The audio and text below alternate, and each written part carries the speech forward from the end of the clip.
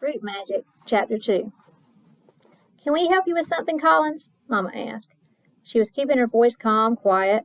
When she really wanted to yell, me and Jay could hear her across the fields even if she was still inside the house. "You will show me respect and call me Deputy Collins, Janie Turner." The policeman took his time and looked over each one of us as we stood out in the hot sun, and he stood on our porch in the cool shade. "Or you know what'll happen." I could hear Mama gritting her teeth, but when her voice came out, it sounded polite. I might have been 10 years old, but I knew Negroes could get arrested or beaten up or for talking back to a white person or for saying a white person lied, even if it wasn't against the law for a white person to hurt a Negro. "What can we do for you, Deputy Collins?" He folded his arms over his bird chest. "You can get over here and open this here door so I can search this house." Mama didn't move an inch. "For what reason?" she asked. Deputy Collins sneered at us. "I don't need no reason, Janie." He was right. I knew about the police barging into local root workers' homes. Whispers at church and from the people who came to Mama's stall at Doc's cabin said that Deputy Collins was the worst one of them, that he was looking for reasons to bother root workers, even take them away. The Daniels, another root working family on the island, got dragged out of their house and away to jail. Nobody had seen them since. Now people said it was best to let Collins search. Refusing or asking why would just make the deputy angrier than he already was. And if he got really angry, he might drag Mama and Doc off to jail, leaving me and Jay alone. Deputy Collins wiped sweat off his face with the back of his hand. "Now come on and open this door before I force it open like I did that junk filled cabin." We all turned as one and looked back behind us. The padlock Doc kept on the door of the cabin when he wasn't in his shop had been pried off. My heart was pounding so hard I could hear the beat in my head. I wanted to tell him to go away, that we weren't bad people, and that we just wanted to be left alone, but I couldn't. I was so scared I just stood there in our front yard with the sun burning down on my neck, sweat running down my forehead, my whole body tight as a drum. My skin felt too snug for me, and I wanted to jump out of it. Mama bit her lip, probably to keep her words inside. She marched up to our porch and opened the screen door, then unlocked the front door, then swung it wide to allow Deputy Collins to walk in first, the rest of us behind him. A blast of hot, sticky air hit me as soon as I walked inside. The house had been closed up since early this morning when we left for the funeral.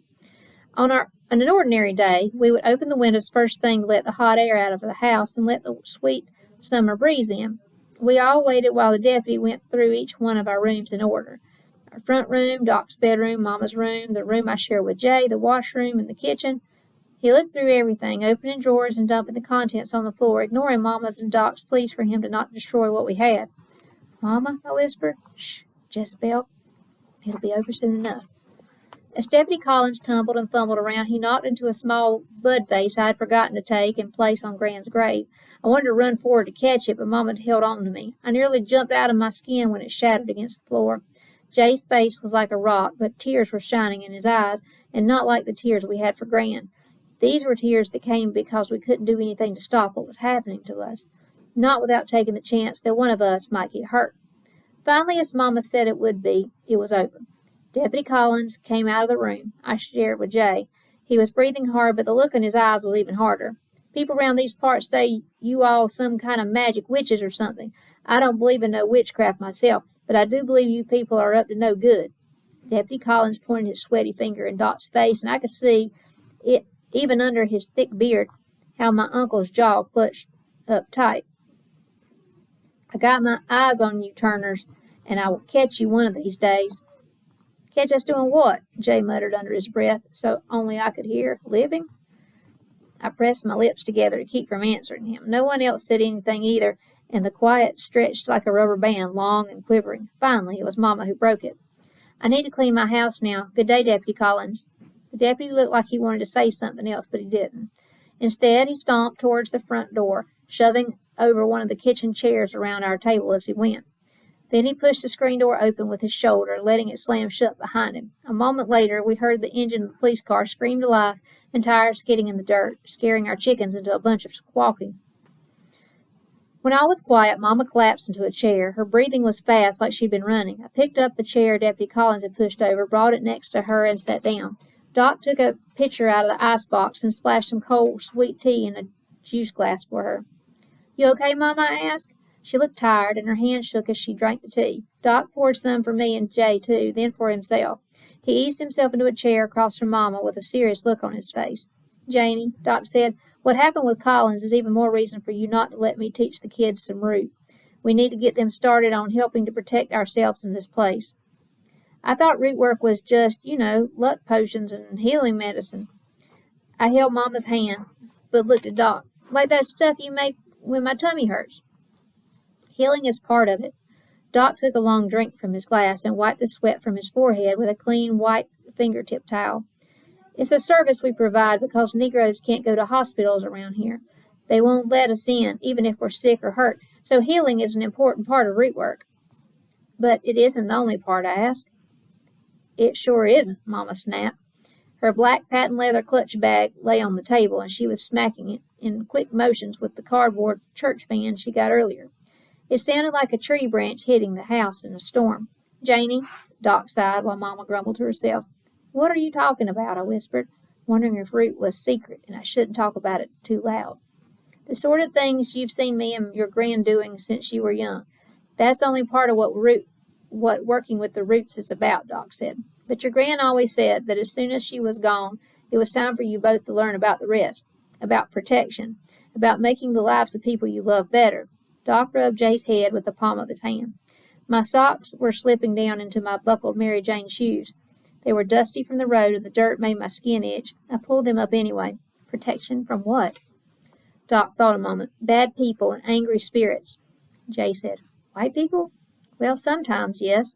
Doc answered with a small nod. Mama shot him a look, but he didn't notice and kept on talking. But there are plenty of Negroes who believe what we do ain't right either, that it ain't godly, so we get a hard time from both sides. Then why do it at all? I wondered out loud. This time, Doc did look to Mama. Go on then, she said after a moment. You started this. It's not like I can keep you from finishing. Doc nodded. It's part of our history, he said. If someone doesn't teach it, if someone doesn't learn it, the magic will eventually disappear. You know those trickster stories of Brer Rabbit and Brer Bear your gran used to tell? They connect us to our roots in Africa. In working the roots, our way is to protect ourselves and to get rid of spirits. They do the same thing. Even what we did today, to say goodbye to your gran. Doc rubbed his hand against his beard. All of that is what makes us Gullah Geechee people who we are. If no one tells the stories anymore, if no one learns the magic anymore, our ways will disappear from the world. Then all we'll have is what other people think of us. He bent his head to look both me and Jay in the eyes. And how important is what other people think of us? Me and Jay answered together. Not as important as what we think of us. You're both going to have to remember that when we start learning root magic. But you talking about mixing potions and powders and stuff, right? Jay asked. It ain't real magic, is it? Doc leaned back in his chair, rocking it on two legs. It's real as you believe it is. Me and Jay shared a look. That sounded like the sort of thing grown-ups said in the storybooks we read when we were little. Folks called root work magic, but all I ever saw Gran and Doc do was sell medicines to people who came to our farm for help. Powders wrapped in wax paper for headaches, a yellow cream for mosquito bites and bee stings that smelled like fresh-cut grass, a clear, thin liquid to mix with warm water for tummy aches. The tummy medicine tasted like liquid candy canes without sugar, but it worked. I guess making people feel better was a kind of magic, but the way Doc was talking about it, I wasn't so sure. Maybe Doc knew what we were thinking, because he said, We're getting ahead of ourselves. As I was saying, your gran really wanted you to learn root work, and now that she's gone, I'll need more help to protect our land and all of you. He straightened up again. That is, if I can get my sister's permission. With that, he looked at Mama. Mama, though, chewed on her lip and didn't speak. She was thinking, considering her brother's words. Janie, Doc said to Mama, you know things are happening around these kids. They need to be able to protect themselves. I know no such thing. They're 10 years old. I piped up. We're almost 11. Yeah, day after tomorrow, Jay said. He found a loose string on his shirt and pulled at it. Mama gave him the look, and he wrapped his hands around his glass instead. She sighed. They shouldn't even have to think about this business yet. They should be busy being kids. I don't like it one little bit. Doc pushed his fingers through his coily hair. I know that's how you feel, But this is the world we live in, and these kids were born into it. That's a fact we all had to deal with. You, me, even Danny when he was here. Jay nudged me in the ribs again. I managed to hide my grunt from his sharp elbow. I'd heard Daddy's name as well as he did, but I wanted to make sure I didn't miss a word of their conversation. I know that, Mama said. She fanned herself now and lifted her damp hair off her neck. Then, quieter, she said, I know. Before Danny disappeared, oh, forget it. They're my children, and I want them safe. Doc nodded, then got up from the table and opened the window. A cool afternoon wind blew in, cutting through the oven-hot kitchen. Then let me teach them. Even though the sun had moved from overhead, sweat still beaded on my forehead, then rolled down my face on the same path my tears did earlier. Even Jay, who usually fooled around, running and ripping, only shuffled his feet along the floor, waiting. Finally, when Mama did talk, she took a deep, shaky breath first. Lynchings, beatings, and more than half the time the police are right there when it happens, or they're the ones doing it. How are we supposed to live in this world and be safe? Her eyes were wet and shiny. Is Root going to protect Jez and Jay from what's out there? Brick powder and goofer dust don't stop the police. I'd rather deal with haints and hags. While we waited for Doc's response, the sound of summer drifted in through the window and the front door. Wind rustled the trees and chickens clucked for their afternoon meal. Jay hated being quiet, so of course he found something to say. Well, be careful, Mama. I know you will. She gave Jay a sideways look over her shoulder. Well, as much as you can be. You're never careful, I said, laughing. Jay stuck his tongue out at me. My brother ran headlong into everything, and usually I had to be the one to get him out again. Go change out of your good clothes, you two. I suspected Mama and Doc needed to talk among themselves anyway, so me and Jay ran back to our room. I grabbed my soft blue denim dress and headed for the bathroom. I ran water in the sink and washed my hands, face, and neck. I took off my white ankle socks and placed my feet on the side of the cold metal tub while I washed them too.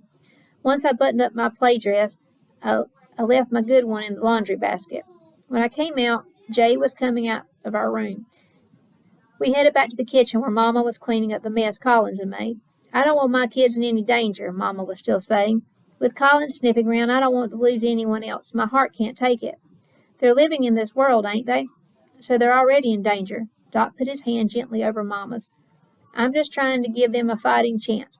Our Mama taught me how to protect this family. Let me teach them. Root work is part of who we are. Of course it is, but I want them to have better chances in life. Mama glanced over at us, me and Jay. Go to school, get good jobs, have a bright future. Doc nodded. No reason they can't do both.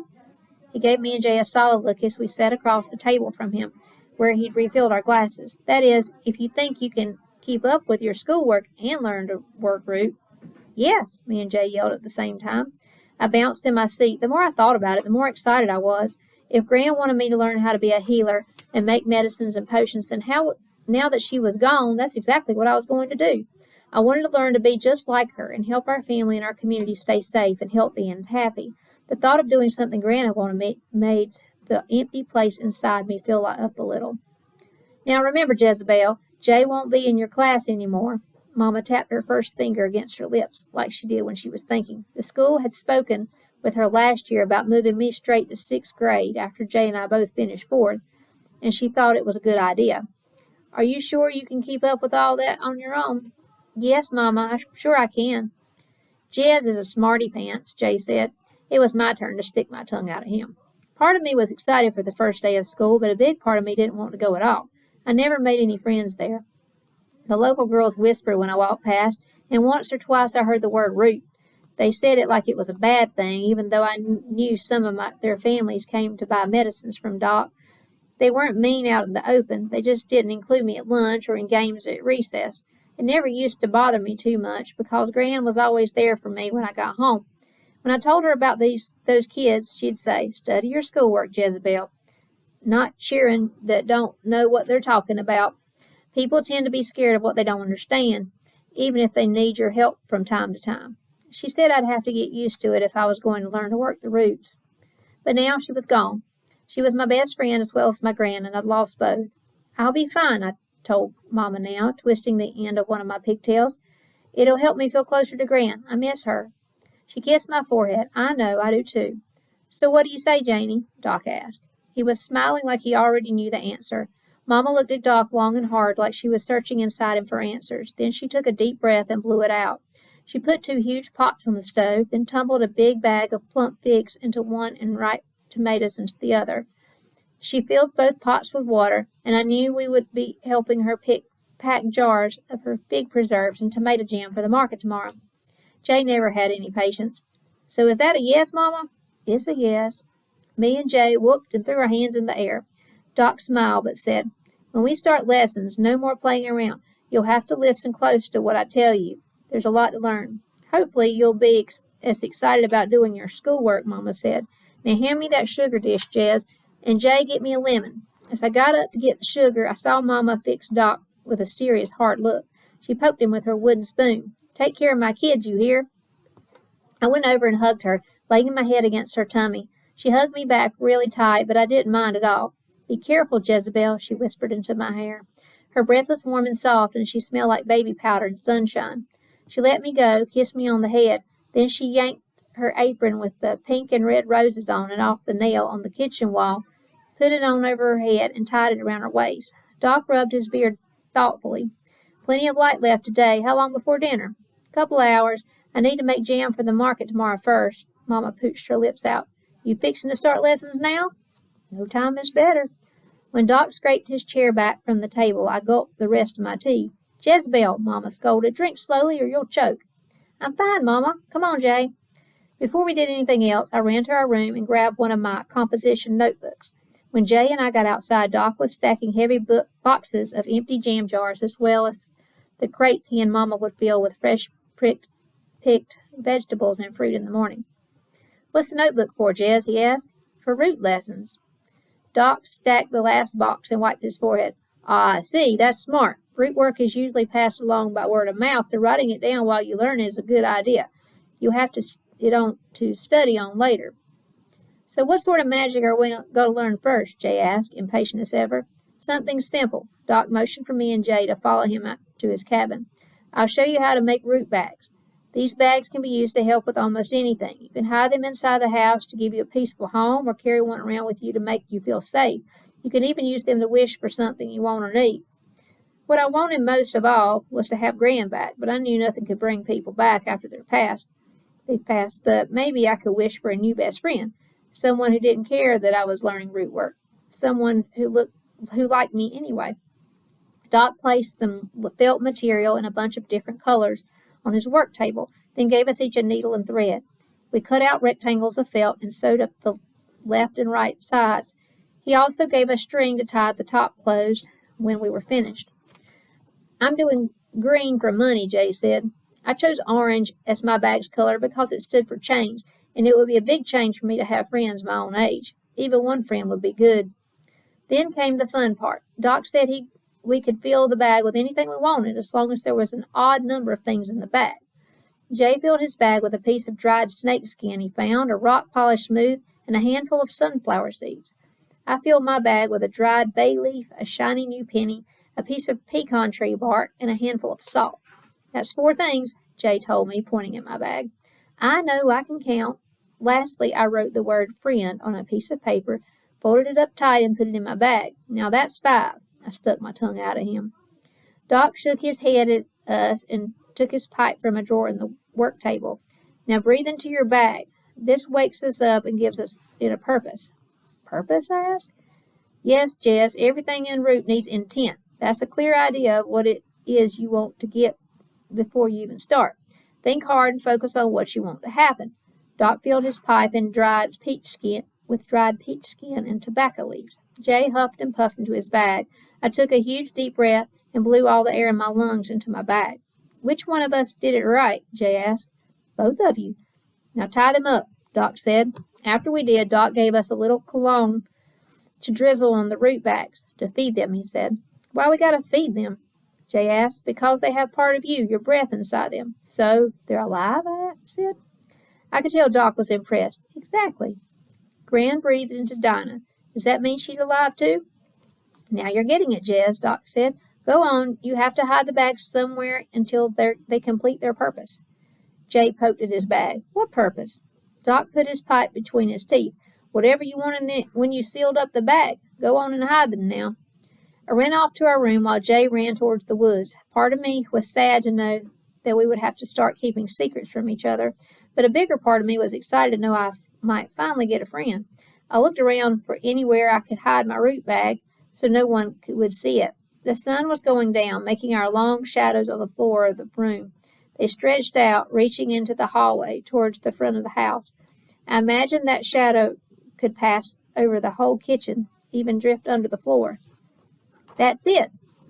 I jumped up from the bed and ran outside. After I looked around to make sure nobody saw me, I wriggled under the house towards the tiny hole in the floor me and Jay used to use when we wanted to listen to the grown-ups talk after they had told us to go play. On my side of the hole, there was a crack I usually traced with my fingers while Jay had his turn looking up into the kitchen. I found the crack again, wiggling my little finger inside to see if it would hold the root bag. Then I held the bag in my hands, this little bundle of cloth and bits of things. A friend, please. I thought it hard as I could. Someone to talk to and to play with, like Gran. At that, I thought I might cry again, but I held back. Even though Doc didn't tell me to, I kissed the bag. With a bit of pushing, I wedged my very first bit of root work inside the crack tight. I patted the bag, safe from discovery, and crawled out from under the house. No one was around to see me. I brushed the dirt off and walked inside, my heart beating fast, wondering what would happen next.